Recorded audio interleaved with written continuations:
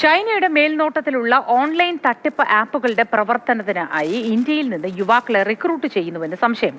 ഈ റാക്കറ്റിന്റെ കെണിയിൽപ്പെട്ട 840 ഇന്ത്യക്കാരെ 2024 ശേഷം രക്ഷിച്ചുവെന്ന് വിദേശകാര്യ മന്ത്രാലയം. മ്യാൻമറിൽ ബന്ദിയാക്കപ്പെട്ട വിഷ്ണുവിനെ കുറിച്ചുള്ള അന്വേഷണത്തിലാണ് ഞെട്ടിക്കുന്ന വിവരങ്ങൾ പുറത്തുവന്നത്. Mathrubhumi news exclusive.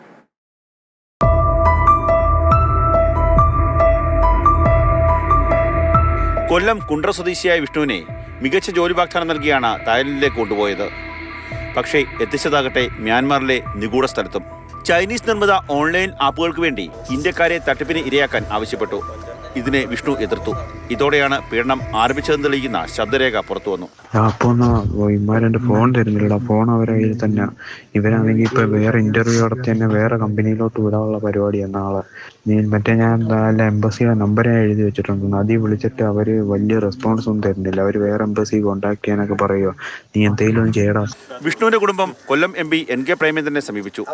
അദ്ദേഹം എംബസിയുമായി നടത്തിയ കത്തിടപാടുകളിലാണ് ഞെട്ടിപ്പിക്കുന്ന വിവരം പുറത്തു വന്നത്.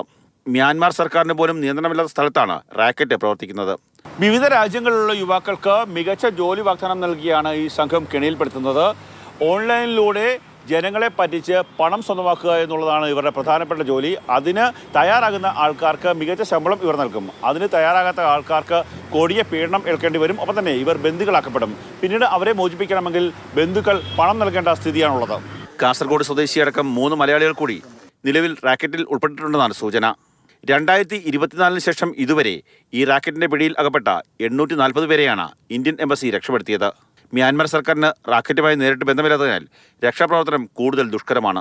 നമ്മുടെ എംബസി ഓഫ് ഇന്ത്യയുടെ മറുപടിയിലാണ് പറഞ്ഞിരിക്കുന്നത് 2024 ശേഷം ഏതാണ്ട് 784 പേര് സമാന സ്വഭാവത്തിലുള്ള സൈബർ തട്ടിപ്പ് സംഘത്തിൻ്റെ കബളിപ്പിക്കലിന് വിധേയമായിട്ടുണ്ട് എന്ന് പറയുമ്പോൾ എത്ര ഗൗരവതരമായിട്ടുള്ള പ്രശ്നമാണ്.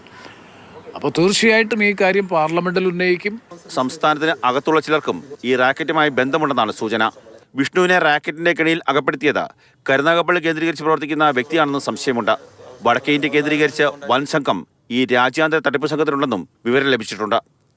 ഈ റാക്കറ്റിനൊപ്പം നിൽക്കുന്ന യുവാക്കൾ അറിഞ്ഞോ അറിയാതെയോ ചെയ്യുന്നത് രാജ്യദ്രോഹ പ്രവർത്തനമാണ്. ഇത് നമ്മുടെ നിയമ സംവിധാനത്തോടുള്ള വെല്ലുവിളിയാണ്. ഈ സംഘത്തെ തകർത്തേ മതിയാകും. ക്യാമറമാൻ ഷാനാസ് ഫരീദിനൊപ്പം കണ്ണൻ നായർ, മാതൃഭൂമി ന്യൂസ്, കൊല്ലം.